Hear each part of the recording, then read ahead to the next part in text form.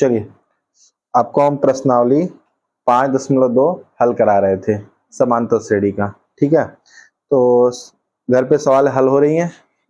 तो हम इसमें ये 91वें पद का मान निकालने वाली प्रश्नावली है। तो इसका हम 4 सवाल आपको बता चुके थे। ठीक है, 5वां देखिए, क्वेश्चन क्या है, निम्नलिखित समांतर श्रेणियों में से प्रत्येक श्रेणी में कितने पद हैं, यानी पदों की संख्या पूछा है, यानी किसका मान पूछा है, n का मान पूछा है। बहुत आसान है, अगर 7, 13, 19 ... 205 ये आपका क्या है, समांतर श्रेणी है ना। तो पूछा है कि इसमें कितने पद हैं, यानी n का मान पूछा है। आप अगर समांतर श्रेणी का पहला पद और nवां पद दोनों जानते हैं, इसी nवें पद को क्या कहते हैं, यल भी कहते हैं। फॉर्मूला क्या होता है, L = a + n - 1 × d, और d का मान यहां से कितना आ जाएगा, 13 - 7 6 आ जाएगा, यही ना आएगा। तो L का मान क्या दिया है, 205, a का मान 7 प्रथम पद, और n-1 n का मान पता करना, d का मान 6। तो यहां से पता कर लीजिए, 7 + 6n - 6, इधर 205 है, और 7 में से 6 गए 1, यानी 6n = 205, इधर आएगा तो -1 हो जाएगा, तो क्या हो जाएगा, 204। तो n = 204/6, काटिए, 6 × 18, 6 × 4, तो यानी n की वैल्यू कितना आ गई, 34। यानी इस श्रेणी में कितने पद हैं, 34 पद हैं। ठीक है, इसी तरीके से दूसरा सवाल हल हो जाएगा, दूसरा वाला अपने से कर लीजिएगा। चलिए, 6वां सवाल क्या कह रहा है कि क्या AP 11,852 का एक पद -150 है। ठीक है, ये हमको देखना है कि AP देखिए पहले बोल दिया है, AP अगर बोल दिया है तो इसके क्या गुणधर्म आ जाएंगे, इसके सार्वंतर आपका बराबर रहेगा, यानी ये श्रेणी AP है कि नहीं, ये हमको नहीं चेक करना है, पहले से ही बोल दिया है कि ये श्रेणी हमारा AP है। 11,852 ... पूछ रहा है क्या -150 इसका कोई पद है, यानी क्या -150 कहीं पे आएगा। आप देख रहे हैं ना कि सार्वंतर कितना है इसका, 8 में से 11 घटाओगे, 8 में से 11 घटाओगे ना, दूसरे में से पहले वाले को घटाओगे तो कितना आएगा, -3। आप देख रहे हैं कि 3 हमेशा घटता जा रहा है, इसका मतलब 2 के बाद क्या आएगा, -1 आ जाएगा, 2 में से -3 घटाओगे, यानी -1 के बाद -4, ऐसे ऐसे माइनस वाले वैल्यू आने चालू हो जाएगा। तो क्या कहीं -150 आ रहा है कि नहीं आ रहा है, तो हम मान लेते हैं कि माना nवां पद कितना है, -150 है। अब n का मान अगर धनात्मक पूर्णांक आता है तब तो -150 इसमें आएगा, अगर धनात्मक पूर्णांक नहीं आता है तब -150 इस श्रेणी में नहीं आएगा। तो हल करो, हम क्या जानते हैं, an = a + n - 1 × d। an का मान हम कितना मान लिए हैं, nवां पद -150, a का मान पहला पद 11, n का मान कितना है, n का मान नहीं है, n का मान हमको ज्ञात करना है। d का मान कितना दिया बेटा, -3, वेरी गुड। 11 -3 का गुणा होगा n में तो -3n हो जाएगा, -3 का -1 गुणा होगा तो +3 हो जाएगा, -150 इधर है। ठीक है, अब 11 3 14 -3n। ठीक है, अब 3n को इधर ला दो तो प्लस का 3n हो जाएगा, 14 का उधर ही रहने दो, और -150 को उधर ले आके क्या बन जाएगा, प्लस का 150 हो जाएगा, 164। तो n का मान 164/3। अब देखो ये 164 3 से विभाजित हो रहा है, नहीं होगा, 6 4 10 से 11, 11 3 के पहाड़ा में नहीं आता, इसका मतलब n का मान धनात्मक पूर्णांक नहीं आ रहा, इसका मतलब -150 इस AP में कहीं पर भी नहीं आएगा। ठीक है, जो लिखा है क्यों का जवाब आप क्या दे देंगे, आप क्वेश्चन में आंसर लिखते समय लिखेंगे चूंकि n का मान धनात्मक पूर्णांक नहीं आ रहा है, इसलिए दिए गए AP का कोई भी पद -150 नहीं होगा। ठीक है, इतना आप लास्ट में लिख देंगे। देखिए, आपकी 6ठी सवाल भी क्लियर हो गई। 7वां सवाल आपका क्या पूछ रहा है, सवाल सब बहुत आसान है, एक बार अगर आप कॉन्सेप्ट समझ गए तब आप सारा सवाल हल कर लेंगे, न केवल हल करेंगे बल्कि सवाल के साथ आप खेलेंगे। ठीक है, तो 7वां सवाल कह रहा है AP का 31वां पद ज्ञात कीजिए। चौथा पद ज्ञात करना है, 31वां पद हमको ज्ञात करना है। 31वां पद ज्ञात करना है। इसका मतलब हमको क्या ज्ञात करना है, A31। an का मतलब क्या होता है, A31, या तो 31वां पद क्या होता है, A प्लस 30D। 31वां पद का मतलब यही होता है ना, A plus 30D, A plus n minus 1। तो n का मान कितना दिया, 31 दिया, तो 31 में से 1 घट जाएगा तो 30 हो जाएगा। ये हमको या तो A प्लस 30D निकाल लें या A31 निकाल लें, तो हमको 31वां पद निकल जाएगा। अच्छा, आपके पास सूचनाएं कौन कौन सी हैं जिसकी सहायता से आप 31वां पद निकालेंगे। आपको दिया है कि 11वां पद 38 है, यानी A11 कितना दिया है, 38, और दिया है आपका 16वां पद 73 है, A16 कितना दिया है, 73। अच्छा, 11वां पद 38 है, इस A11 को हम क्या लिख सकते हैं, A प्लस 10D बराबर 38 लिख सकते हैं। क्यों लिखते हैं मालूम है, A plus n minus 1D वाले सूत्र से n का मान 11 रखेंगे तो 11 माइनस 1 क्या बन जाएगा, 10 बन जाएगा, उस जगह से A प्लस 10D। अच्छा, A16 को हम क्या लिखेंगे इसी तरीके से, A प्लस क्या लिखेंगे, जब A16 की जगह पे हम क्या लिखेंगे, A प्लस, एक कम रहेगा ना, 16 माइनस 1 15D बराबर 73। ठीक है बेटा, अब इसको जोड़ेंगे कि घटाएंगे समीकरण को, भाई हमको A का और D का मान निकालना है। ठीक है, A दोनों में मैच कर रहा है, इनकी प्लस प्लस भी है, तो क्या करेंगे, घटाएं, माइनस माइनस माइनस, A से cancel, minus 15D plus 10D minus का 5D, 5 नहीं माइनस का 5 आएगा। अच्छा, माइनस 73 में से प्लस का 38 घटाओगे तो कितना आएगा, माइनस का 35, यही ना आएगा।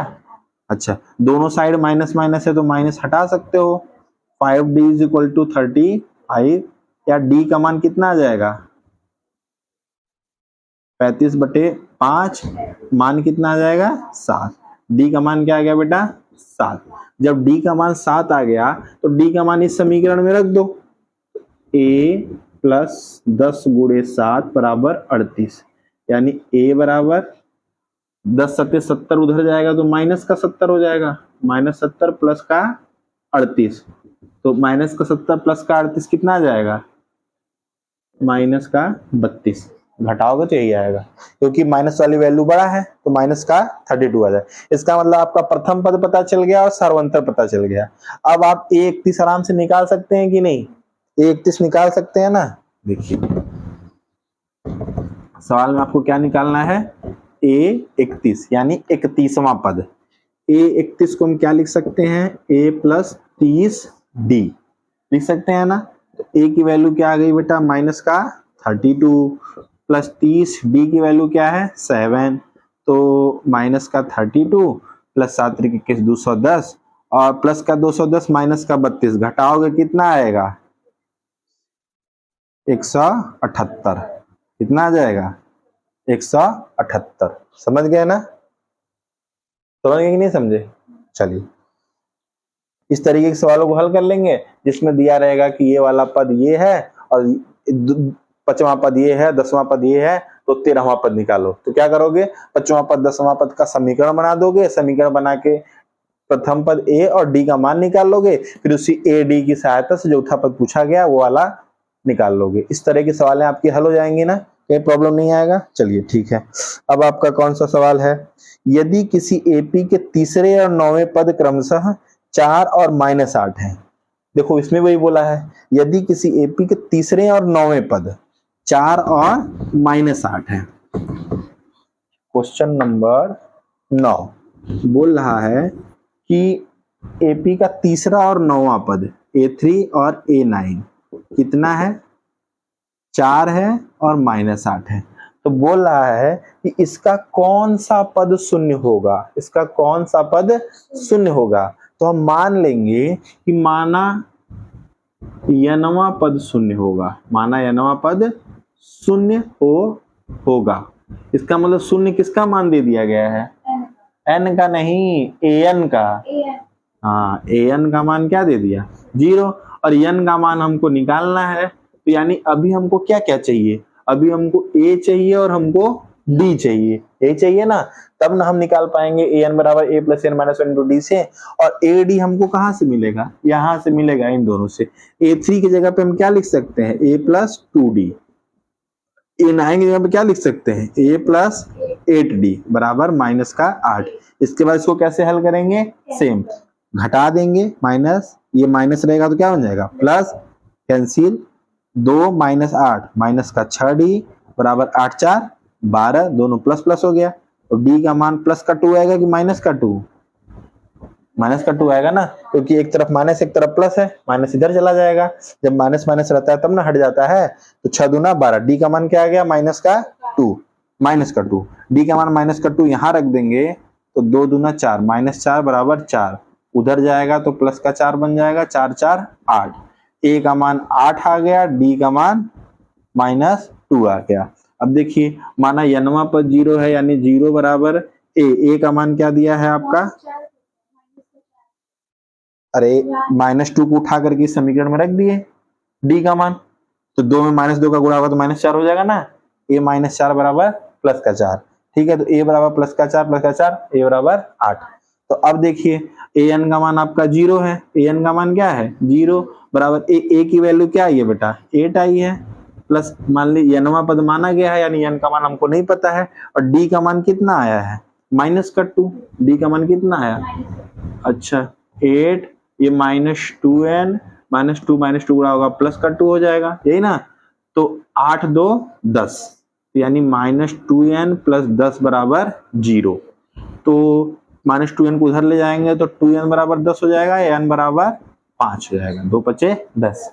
तो चौथा पद 0 होगा, पांचवा पद 0 हो जाएगा। समझ गए ना, सवाल आसान आसान है ना। चलिए इसके बाद मिटा देना, हाँ समझ में आ रहा है ना। इतना बार सवाल को हल करो कि सवाल एकदम हलवा बन जाए, क्या बन जाए, एकदम हलवा बन जाए, और एग्जाम में इसको देख करके मुस्कुरा दो कि ये सवाल मेरे सामने क्या टिकेगा। चलिए आइए 10वें सवाल पे आ जाइए। किसी एपी का 17वां पद उसके 10वें पद से 7 अधिक है। अब देखिए समझने वाला कॉन्सेप्ट वाला सवाल है, किसी एपी का 17वां पद उसके 10वें पद से 7 अधिक है, इसका सारवंतर ज्ञात कीजिए। बोल रहा है कि किसी एपी का 17वां पद, 17वां पद को कैसे लिखते हैं, ए 17, और उसके कहा गया जी, उसके 10वें पद से, 10वें पद को कैसे लिखेंगे, ए 10, ए 17 ए 10 से कितना अधिक है, 7 अधिक है, यानी ये महाशय इनसे कितना ज्यादा है, 7 ज्यादा है। तो इन दोनों जन को हम बराबर कब लिख सकते हैं, बताओ कब बराबर कर सकते हैं, जब या तो इनके में से 7 को घटा दें तो इनके बराबर हो जाए, या इनके में 7 को जोड़ दें तो इनके बराबर हो जाए। तो क्या कर देते हैं, इनके में 7 को जोड़ देते हैं। ठीक, इतना बात क्लियर हो गया ना। देखिए सवाल जो कह रहा है वही चीज हम लिख दे रहे हैं, और हम मान लेंगे कि माना एपी का प्रथम पद ए, वह सारवंतर क्या है बेटा, वह सारवंतर या कॉमन डिफरेंस डी है। तो ए 17 की जगह पे ए प्लस 16d लिख सकते हैं कि नहीं, A plus n minus 1 into D से, और ए 10 की जगह पे क्या लिख सकते हैं, ए प्लस 9d बराबर 7। अच्छा ए दोनों तरफ समान चिन्हों के साथ है तो कट जाएगा कि नहीं, क्योंकि ए इधर जाएगा तो ए माइनस ए 0 ही होना है। तो जब दोनों बराबर के दोनों तरफ अगर समान चिन्ह के साथ कोई संख्या हो तो उसको क्या कर देते हैं, कैंसिल कर देते हैं। अच्छा 16d और 9 7 को इधर लाओ, -9 प्लस 9d को इधर लाएंगे तो माइनस का 9d हो जाएगा, 16 में से 9 जाएगा कितना आएगा 7d बराबर 7, या d बराबर 7/7 यानी 1, d का मान क्या आ गया 1 आ गया। तो यही तो पूछा है कि इसका सारवंतर ज्ञात करिए, सारवंतर कितना आ गया 1 आ गया। हाँ सवाल आसान है ना, सारा का सारा सवाल आपका हल करा दे रहे हैं। फिर आपका कौन सा क्वेश्चन है, 11वां क्वेश्चन, एपी 3 15 27 39 का कौन सा पद उसके 54वें पद से 132 अधिक होगा। देखिए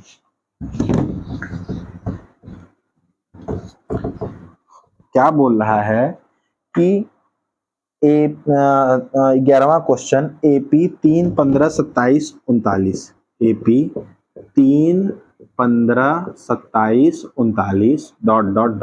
ये एपी है कि नहीं, जरा घटाओ, 15 में से 3 गए 12, 27 में से 15 गए 12, 39 में से 27 गए 12, इसका मतलब एपी है, एपी लिखा भी है।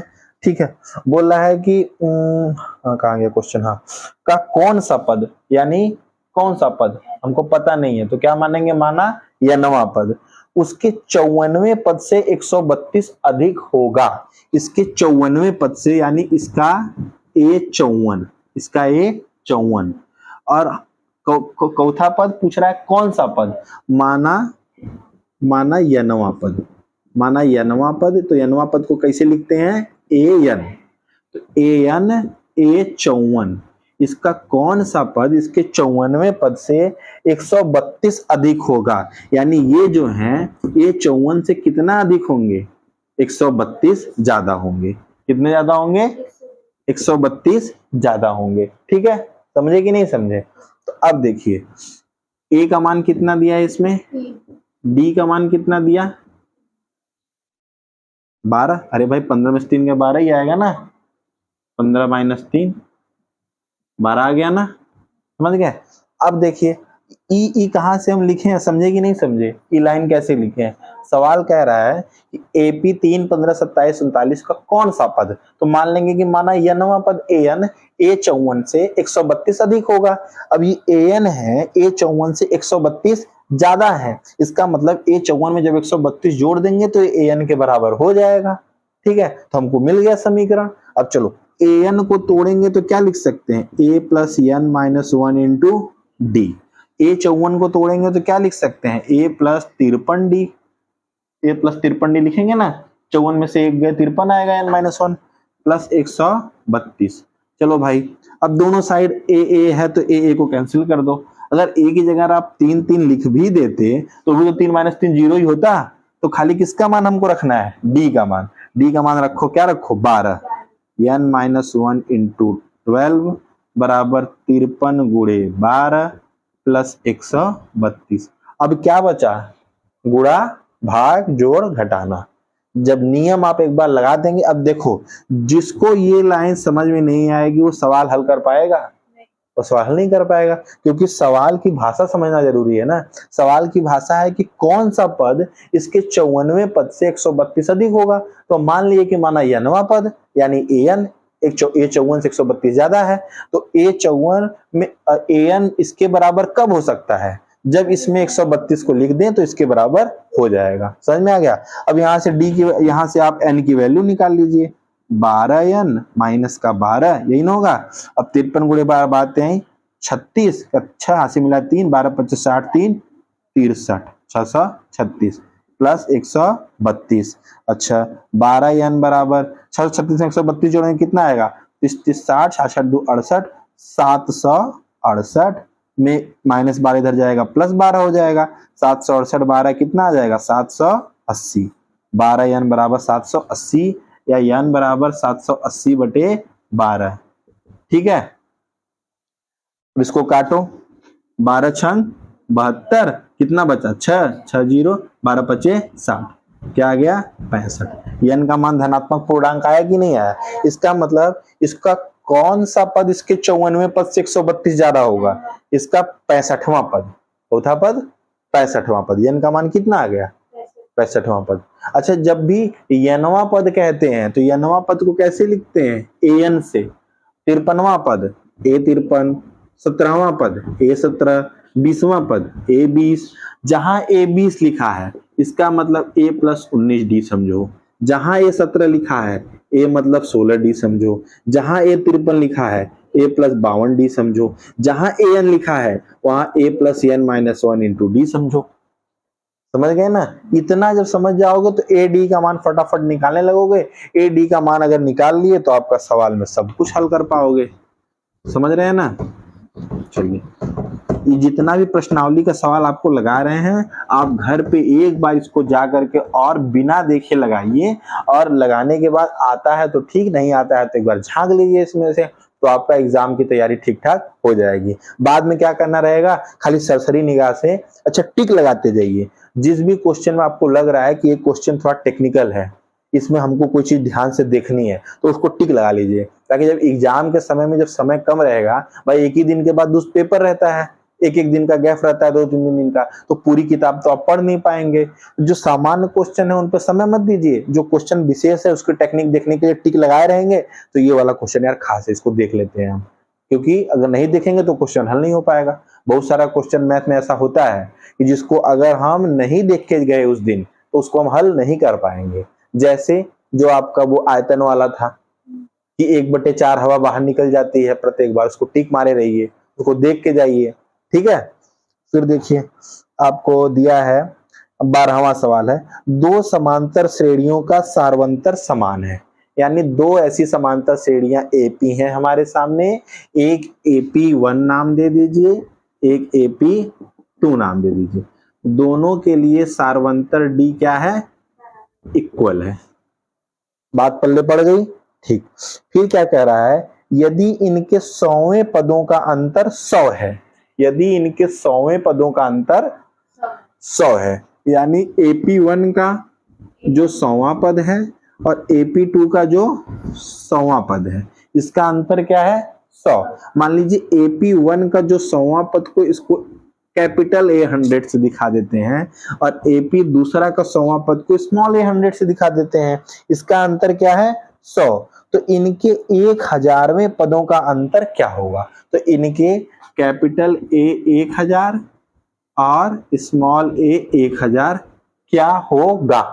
हमको दिया है कि A100 माइनस A100 बराबर 100 कह दिया है ना। दो समांतर श्रेणियां हैं। देखिए सबसे पहले क्वेश्चन जो कह रहा है उसको पढ़ना और उसको समझना सीखिए कि पहले हमने क्या किया, क्वेश्चन जो कह रहा है हमने सेम वो चीज लिख दी। अब लिखने के बाद तब ना हमारी बुद्धि काम करेगी कि हमको क्या करना है। पहला एपी है, दूसरा एपी है, ठीक है।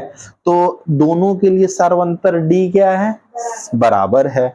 अच्छा, और दोनों का जो 100वां पद है उनका अंतर, अंतर माने घटाना, दोनों का अंतर यानी दोनों का घटाना क्या दिया है, 100 दिया है। तो पूछ रहा है कि उनके 1000वें पद का अंतर यानी 1000वें पद का घटाना क्या होगा। अच्छा, इसको A100 को हम क्या लिख सकते हैं, A plus capital N minus 1D। भाई इसको कैपिटल से क्यों लिखे हैं, क्योंकि कैपिटल से नहीं लिखेंगे तो फिर अंतर नहीं ना कर पाएंगे आप। फिर देखिए माइनस कोष्टक में इस A100 को क्या लिख सकते हैं, A plus N minus 1 into D। अच्छा, D क्यों नहीं बदले हम, कैपिटल स्मॉल क्यों नहीं किए, क्योंकि दोनों का D सेम है, ठीक है बेटा। एक कोष्टक कर दीजिए बराबर 100, ठीक है। फिर देखिए अब क्या करेंगे, हम कोष्टक को तोड़ेंगे, कोष्टक को क्या करेंगे, तोड़ेंगे। A plus N minus 1D minus का A, फिर माइनस का गुणा N माइनस 1 इंटू D बराबर 100, ठीक है बेटा। चलिए इधर देखिए, इसके बाद हम क्या करेंगे, ये देखिए ये जो D वाला टर्म है ये जब देखिए अब ये आपका हल होगा A plus capital N, A plus capital N में किसका गुणा है, D का गुणा, कैपिटल N में किसका गुणा है, D का, और ये माइनस D हो गया, फिर ये माइनस A हो गया, माइनस का ND, और ये माइनस माइनस प्लस हो जाता है, प्लस का D बराबर 100। तो D से D कैंसिल हो गया कि नहीं, D से D कैंसिल हो गया। अब इसको आप इसी स्थिति में छोड़े रहिए, इसको आप इसी स्थिति में छोड़े रहिए। अब आप कहाँ आ जाइए, एक A 1000 minus A small A 1000, इसको हमको क्या करना है, ज्ञात करना है।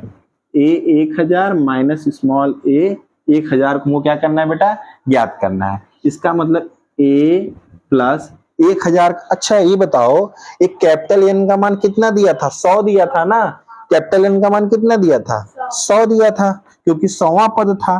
तो A plus 100D minus A minus इस N का क्या मान था, 100D, यही मान था ना, तो बराबर क्या है 100। अब देखो D बराबर ही है, plus 100D minus 100D cancel. इसका मतलब capital A minus small a की वैल्यू क्या आ गई, 100 आ गई। Capital A minus small a की वैल्यू क्या आ गई, 100 आ गई। अब हमको यहाँ कितना पता करना है, ए कैपिटल 1000 माइनस स्मॉल ए 1000, इसका 1000वां पद, ए प्लस 1000 माइनस 1 एक कैपिटल ए रहेगा, और डी, समझ गए ना, माइनस स्मॉल ए पुस्तक में लिखेंगे ए प्लस ए 1000वां पद निकालना है ना, 1000 माइनस 1 डी। यहाँ हाँ एन का मान रख दे, चलो अच्छा काम हो गया। और यहाँ देखिए आप कैपिटल ए प्लस 1000 में से एक जाएगा, कितना आएगा 999 डी, ये माइनस ए हो गया, और माइनस का गुणा, ये 1000 में से एक जाएगा तो कितना बचेगा 999 बचेगा, तो ये माइनस का 999 डी हो गया। तो 999 डी प्लस माइनस का कैंसिल हो गया, तो क्या आ गया a माइनस ए, क्या आ गया a माइनस ए। अब यहां से आप क्या देख रहे हैं, a माइनस ए की value, capital A minus small A की वैल्यू क्या दी गई है 100।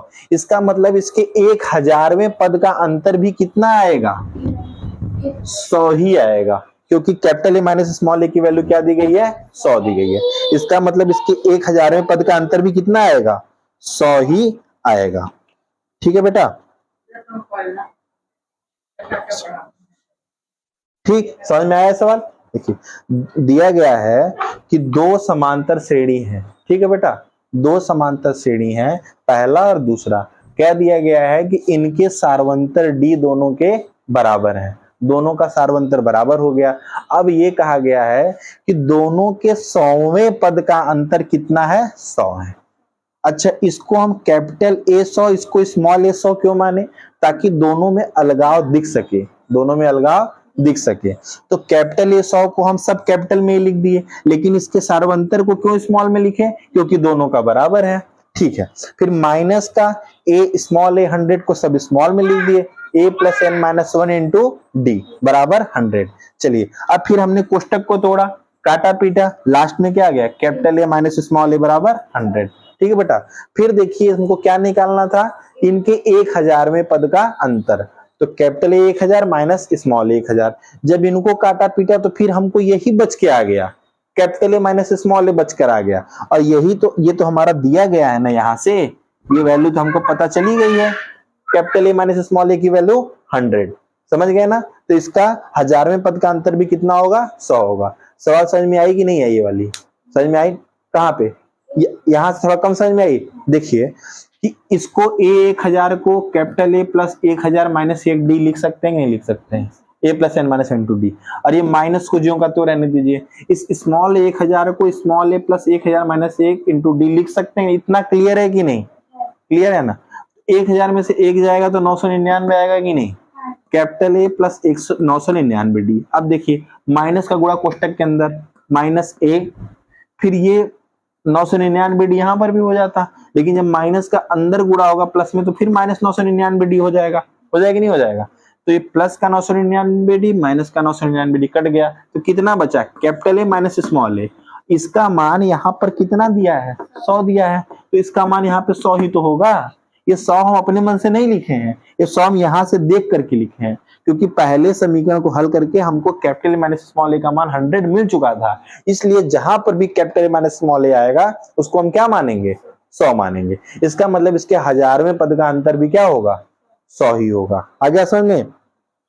अब देखिए 13वां सवाल, 13वां सवाल बड़ी मजेदार सवाल है, मिटाएं इसको। चलिए आज ये प्रश्नावली खत्म कर देते हैं, उसके बाद अगली प्रश्नावली का थोड़ा हिंट आपको दे देते हैं। देखिए 3 अंकों वाली कितनी संख्याएं 7 से विभाज्य है, पूछ रहा है कि 3 अंकों वाली, सबसे ध्यान से देखिएगा, कितने अंकों वाली 3 अंकों वाली कितनी संख्याएं, कितनी संख्याएं का मतलब क्या पूछा है, पदों की संख्या किससे विभाज्य है 7 से विभाज्य। अच्छा 3 अंकों वाली संख्या हमारी शुरू कहां से होती है 100 से शुरू हो जाती है, 99 के बाद 100 आ जाता है, 100 7 से कटेगा नहीं, 101 कटेगा नहीं, 102 नहीं, 103 नहीं, 104 नहीं, 105 कटेगा, 105 कटेगा। देखो 7 1 का 7 बचा 3, 7 बचे 35, 105 के बाद कौन कटेगा 7 से, इसी में 7 जोड़ दो 112, इसी में 7 और जोड़ दो 119, ये सब 7 से आपका कटेगा। पूछ रहा है कि 3 अंकों वाली कितनी संख्याएं 7 से विभाजित होंगी। तो 3 अंकों वाली सबसे आखिरी संख्या कौन होती है? 999, क्योंकि उसके बाद 1000 यानी 4 अंकों की संख्या शुरू हो जाती है ना। तो अब देखिए 999 7 से कट रहा है, 7 से कट रहा है, जरा चेक करिए। 7 1 का 7 29, 7 चौक 28 19, नहीं कटेगा, नहीं कटेगा ना।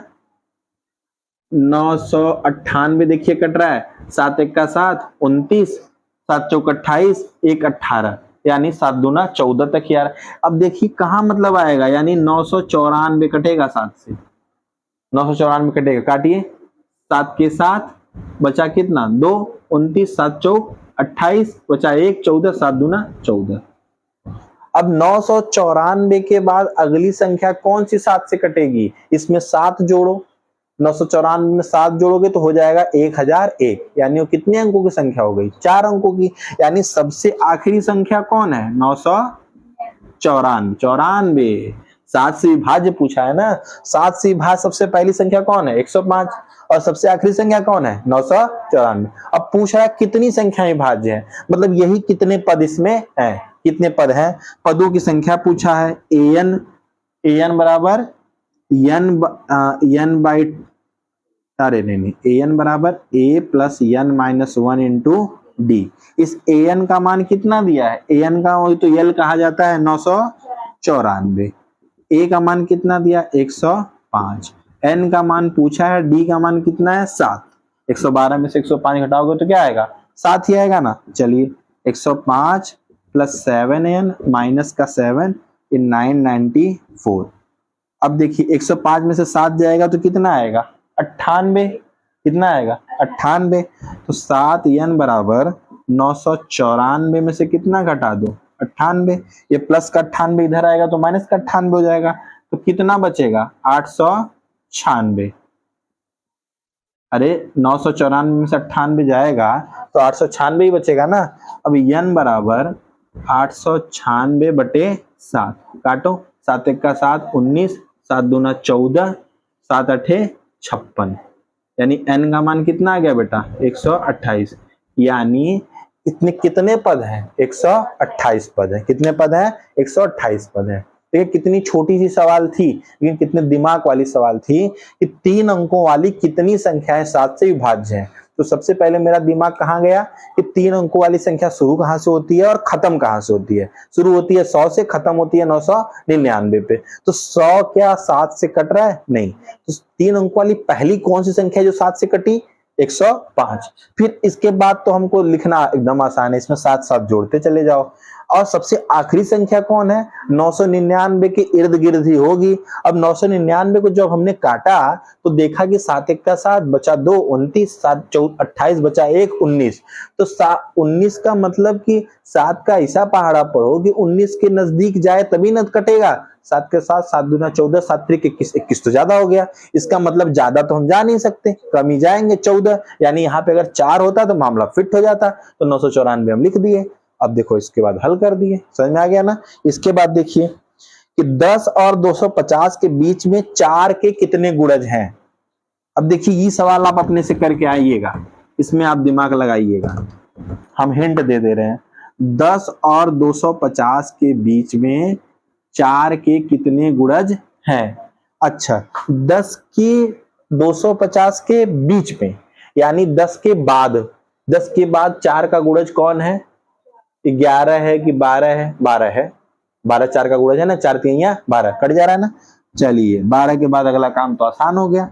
12 4 16, 16 4 20, क्योंकि 4 4 जोड़ते चले जाएंगे हम, तभी तो 4 का गुणज होगा। अब पूछ रहा है कि 250 के बीच में, यानी 250 से जस्ट पहले कौन 4 का गुणज है। अब देखो 250 4 से कट रहा है, 4 6 24, 4 दूना 8, नहीं कट रहा है। 249 तो सवाल ही नहीं उठता। 248 4 से कट रहा है, बिल्कुल कट रहा है। 4 6 24, 4 दूना 8, यानी अंतिम संख्या क्या हो गई? 248। अब पूछ रहा है कि इनकी संख्या कितनी है, कैसे निकालेंगे? एल बराबर A plus N minus 1 two D. L का मान ये है, ए का मान ये है, डी का मान 4 है, एन का मान निकाल लो। चलो उसके बाद देखो n के किस मान के लिए दोनों समांतर श्रेणियों के 90 पद बराबर होंगे। मिटा दे इसको। चलिए सवाल मजेदार थी, ढेर सारी, समझ में आएगी नहीं, मजे की बात है, समझ में आनी चाहिए। n के किस दो समांतर श्रेणियां आपको दिया गया है, 63, 65, 67 डॉट डॉट डॉट। दूसरी समांतर श्रेणी दिया गया है 3, 10, 17 डॉट डॉट डॉट कि n वें पद बराबर होंगे। पूछ रहा है कि n के किस मान के लिए n वें पद बराबर होंगे, यानी इसका n वां पद an और इसका n वां पद an दोनों बराबर होगा n के किस मान के लिए, n के किस मान के लिए। तो अच्छा, दोनों बराबर कब होगा, मानो पहली श्रेणी का पहला पद क्या दिया है 63 और सार्वंतर क्या दिया है, सार्वंतर बताओ कितना आएगा, कासिम से 63 घटाओ 2, और दूसरी श्रेणी के लिए a का मान 3, d का मान 7। ठीक है, तो पहली श्रेणी के लिए n वां पद कैसे निकलेगा, a plus n minus 1 into D से, दूसरी श्रेणी के लिए n वां पद a plus n minus 1 into D से। अब पूछ रहा है n के किस मान के लिए ये दोनों श्रेणियां का n वां पद एक दूसरे के बराबर होगा। तो मान लो कि n वें पद के लिए ये दोनों समांतर श्रेणियों का n वां पद बराबर होगा। तो एक a plus n minus 1 into d बराबर a plus n minus 1 into D. ये समांतर श्रेणी पहली है AP1 और ये समांतर श्रेणी दूसरी है AP2। तो पहले समांतर श्रेणी के लिए a का मान क्या दिया है 63 प्लस n का मान तो आपको पता करना है, d का मान क्या दिया है 2। दूसरी समांतर श्रेणी के लिए a का मान 3, n का मान आपको पता करना है, d का मान क्या दिया है 7। बताओ n का मान निकल जाएगा कि नहीं निकलेगा, दोनों को हल करो, n का मान निकाल करके घर से आओ। चलो ठीक है, फिर 16वीं सवाल आप देखिए, वह AP ज्ञात करिए जिसका तीसरा पद 16 है। अच्छा एक बात करिए, 16, 17, 18, 19, 20, अभी 5 सवाल बाकी है, ये 5 सवाल आपको कल हल कराएंगे। ठीक है बेटा, इतना आप हल करके दोहरा के आइएगा, या तो इन 5 पे भी ट्राई मार के आइएगा। ठीक है, होगा तो ठीक, नहीं होगा तो आप कल हल कराते हैं। चलिए आज की क्लास आपकी खत्म होती है।